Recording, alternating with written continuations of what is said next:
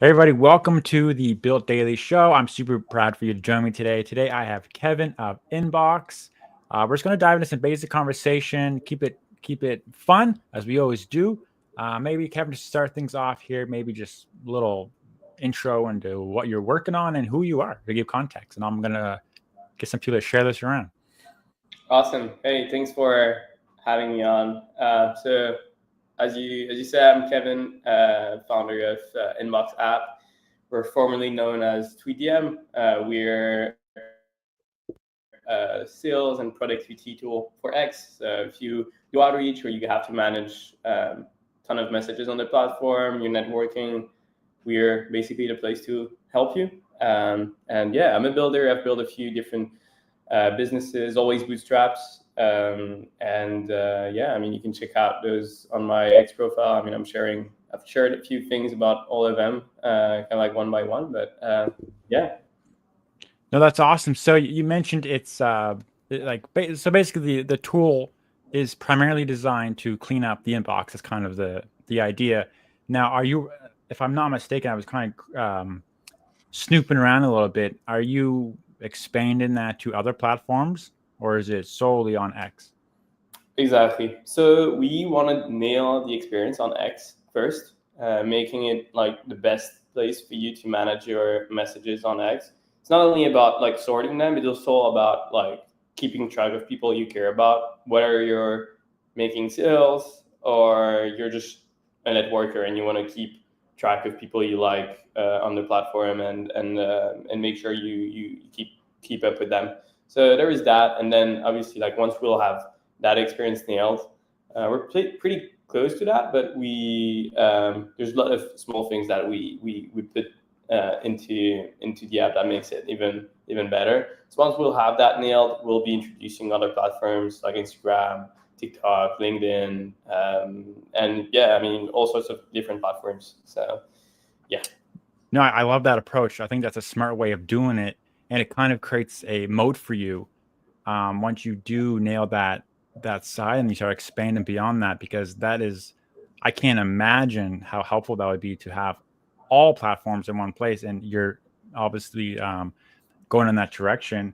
One thing I did want to kind of just question you on was the platform. Like, are you targeting business owners, or are you going after creators, or are you kind of targeting both? So I mean, more than that, I think like we got two big type of customers. We got influencers, creators, Mm, who are on the platform and that just want to keep in touch with their community or make sales out of it. Some of right. them they're like pushing like events, I don't know, like some webinars, content. Just want to notify them of like stuff that are happening in their creator journey. And on the other hand, we got like proper businesses that are actually using it for support, like customer inquiries, and they need that kind of like team functionality to be around and be able to manage like different messages, keep track of what's going on with everybody.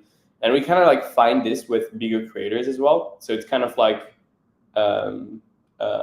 of like a spectrum of like how much team functionalities they need. It's quite funny because on one end you have like people like myself, which where it's just myself who's using the product. Like my team has access to my DMs, but we kind of like play around with it.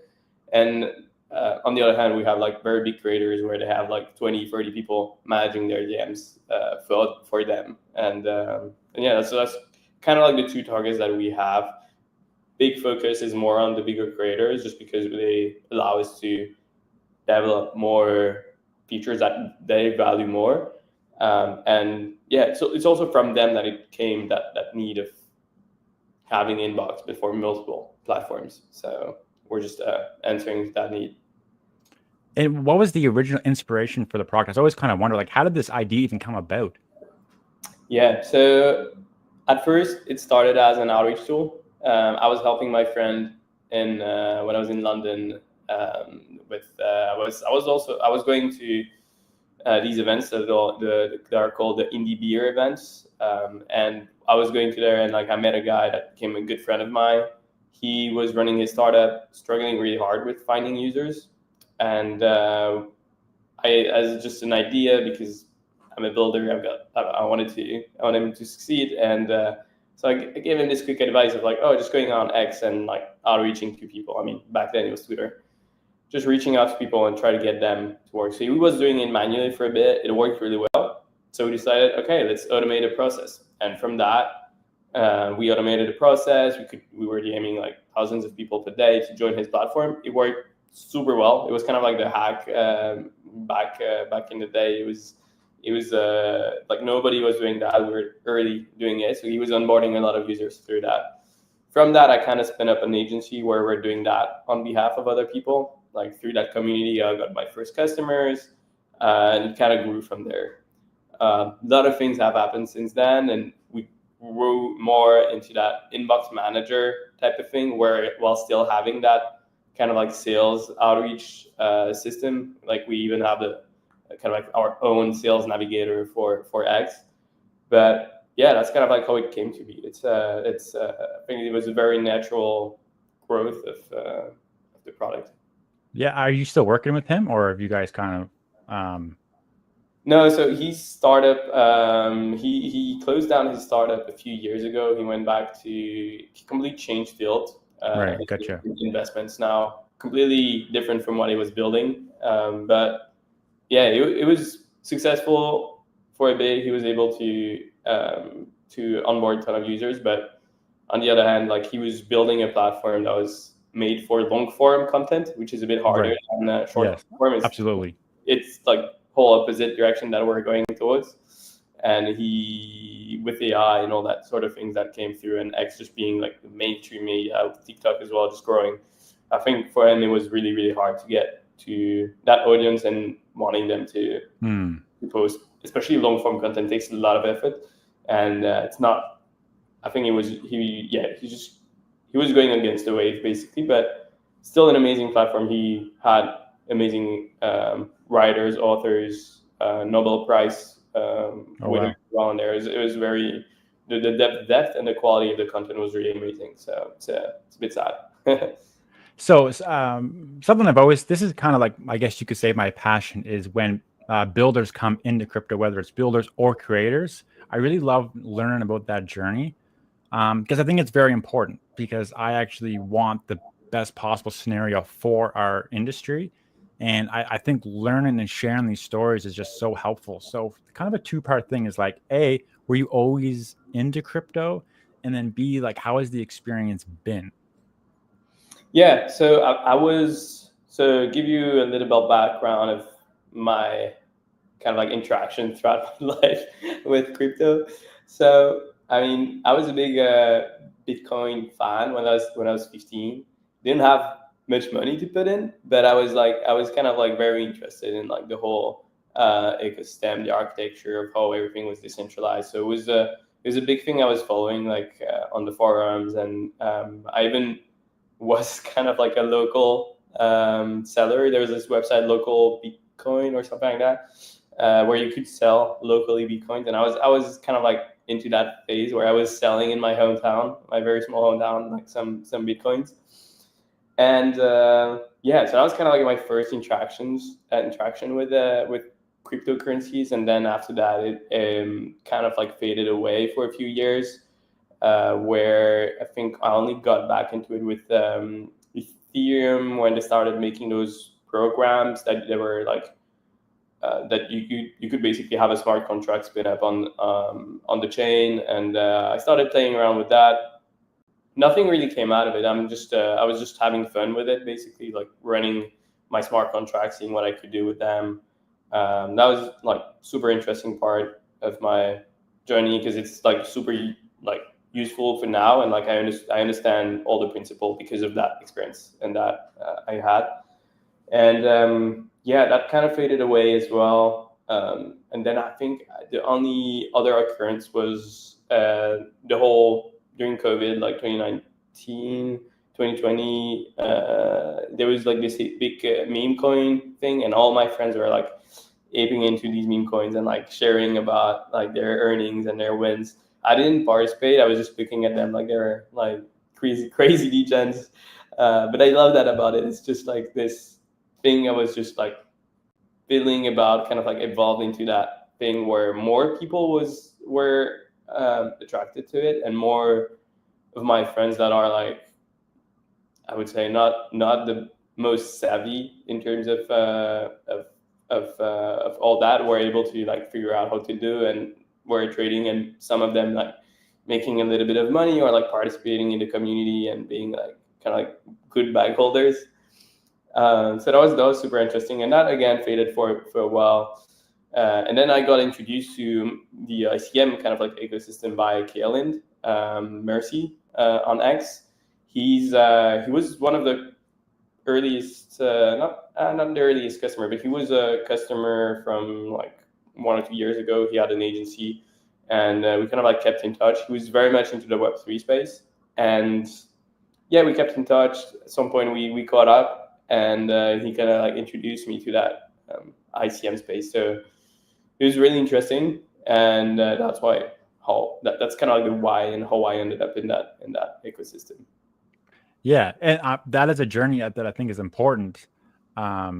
Is the whole process of it, and then the thing happens, and you do it, and I think it's not super well known by the average person about how hard it actually is to pull off, because there's a lot, and like you were lucky in a sense that you had a little bit of experience with it before, and there's a wide range of emotions that come with launching an ICM and the whole thing. So, and it's incredible. Like I genuinely believe that this is like, I call it like a new world order. I'm sure there's a lot of ways to say it, but like it opens up the doors to so many people, and it's like really inspiring for me, and it makes me love this industry so much more. Just the fact that like, if you work with integrity and you have good intentions and you have a long-term mindset, like the world is your oyster now more than ever, which is just so awesome. So with that in mind, like how has the experience been? And I like, there's things that are tough about it, and like and there's things that are great about it. Like honestly, like how has it been thus far? Overall, it's been amazing. I mean, we've Mm-hmm. like launching from the launch to post launch. I mean, there's nothing bad that I can say about it. Obviously, like we got a ton of feedback. That's amazing. That's exactly what we want from Right. all Yeah. our users.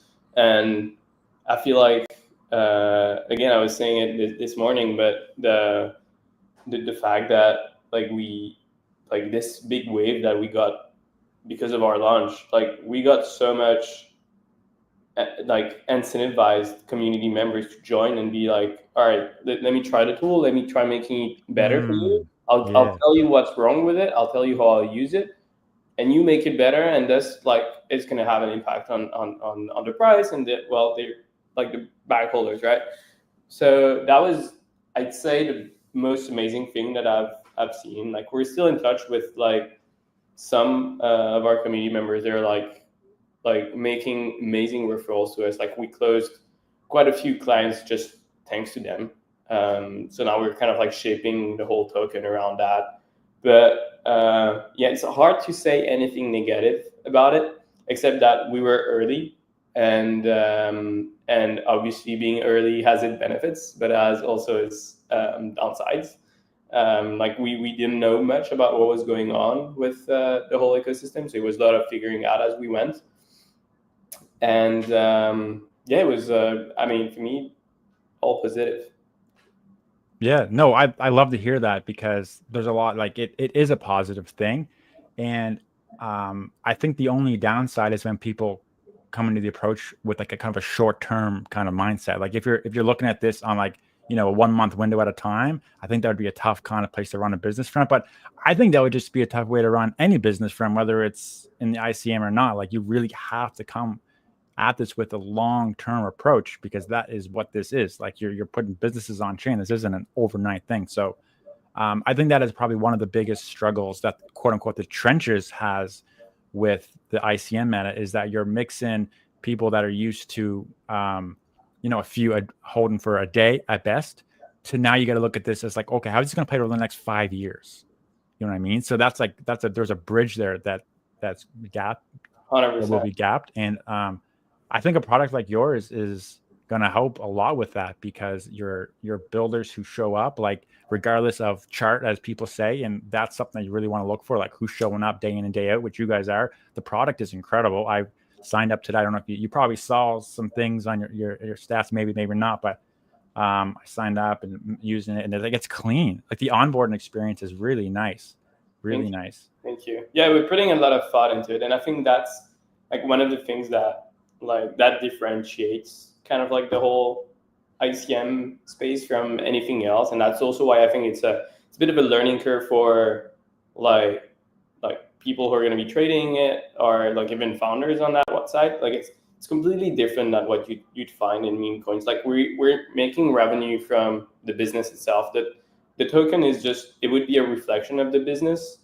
but it has to be like, it's not our main priority. Like we're not going to be looking at the token as like, we're not going to be monitoring the chart every day and be like, oh, this happened. Like we literally think that the value that is on the chart is the value of the token, and it should reflect the value of the business. Sometimes it doesn't, sometimes it does.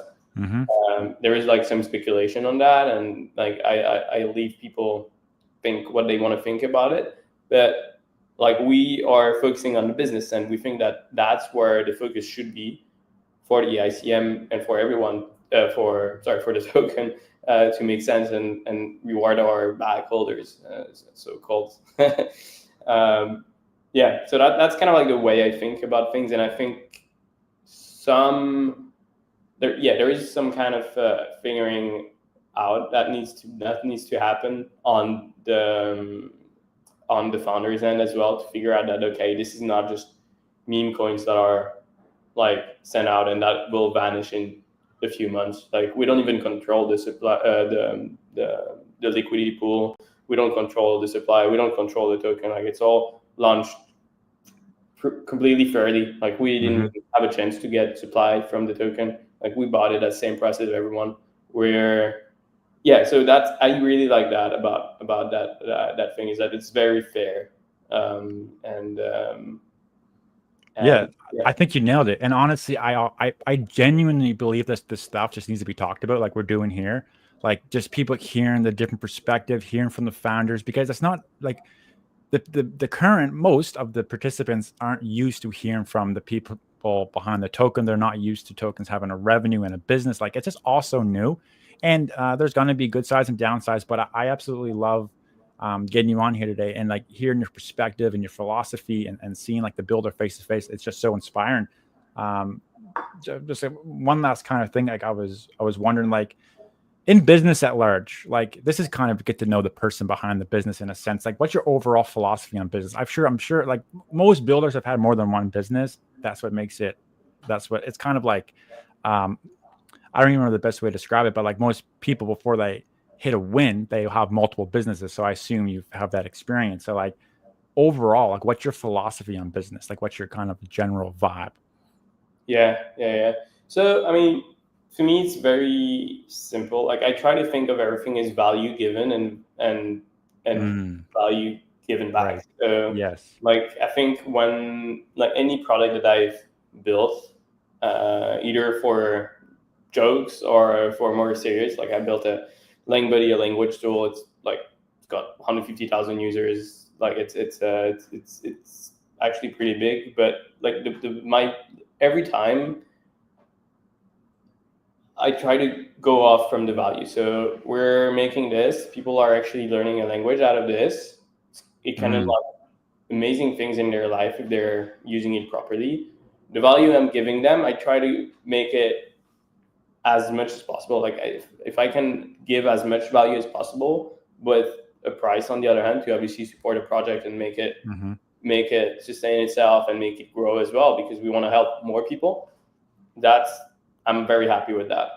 And that's been the case with like freezingcam.com, like one of my products that I launched in 2019. It's been the case with LangBuddy. It's been the case with products that failed also that I've built. And it's still the case with 2DM or Inbox.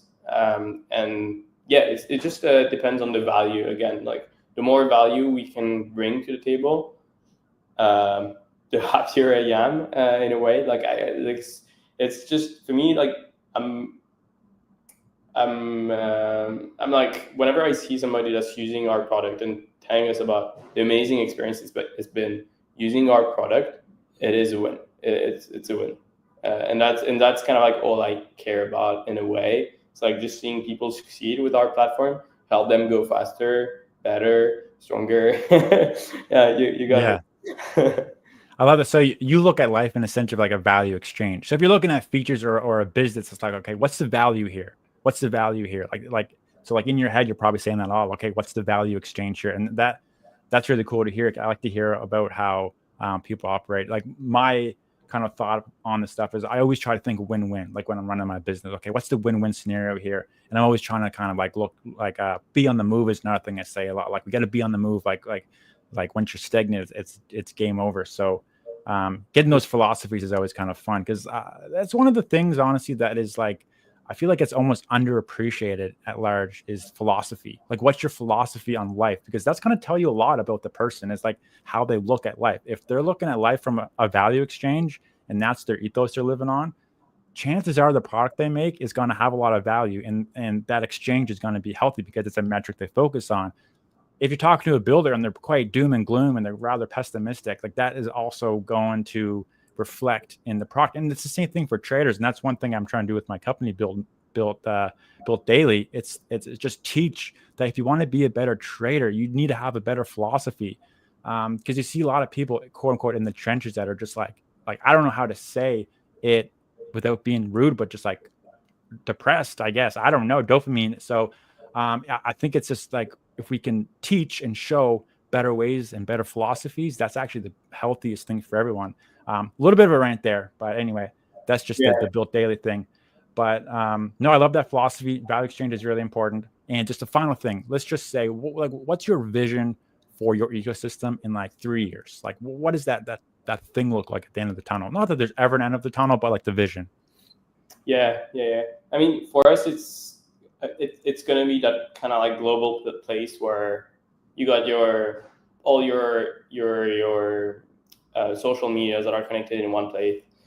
You talk to somebody about something on one platform, will have that knowledge. You'll be able to query an AI to kind of figure out what's been happening. Yeah. You can query what's been happening with your friends, whoever you're keeping in touch with. We don't want to automate that part where you're actually keeping in touch with people, because I think that would be it'd be like it would bring value to the person, but it would be a selfish value. So it's like it's like fully automating it, like social interactions. I don't think that's the way. There's some kind of AI automations we can get in there, but that like we don't want to automate the full process of like you let this AI chat with all your buddies and you just don't do anything, right? There's no point in doing that. But I can see a lot of use cases for companies, like businesses that are on multiple platforms that need to communicate with different teams, different so yeah. The goal is being that one place where you have access to all these channels in a way that's like efficient, easy to use, and you don't have to switch between 500 tools to be able to chat with your friends, community, users, customers. We get inputs from so many places in our life currently. Like we're currently on this live stream. People are going to be seeing it on X, probably from newsletter or like some other place. People will be commenting on it. You'll get an email about a feedback. You'll get an X notification, maybe a comment on your website.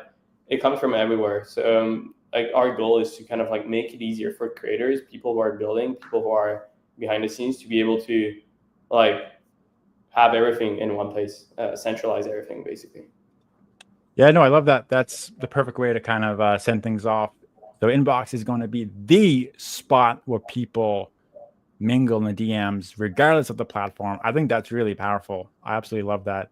And more importantly, I really appreciate you taking the time because you're in this very busy time in the grind, and you took, a half hour of your day to talk to me. I'm a small fish, so I always appreciate when people take a little bit of time to chat. It means a lot to me and to listeners as well to learn more about you.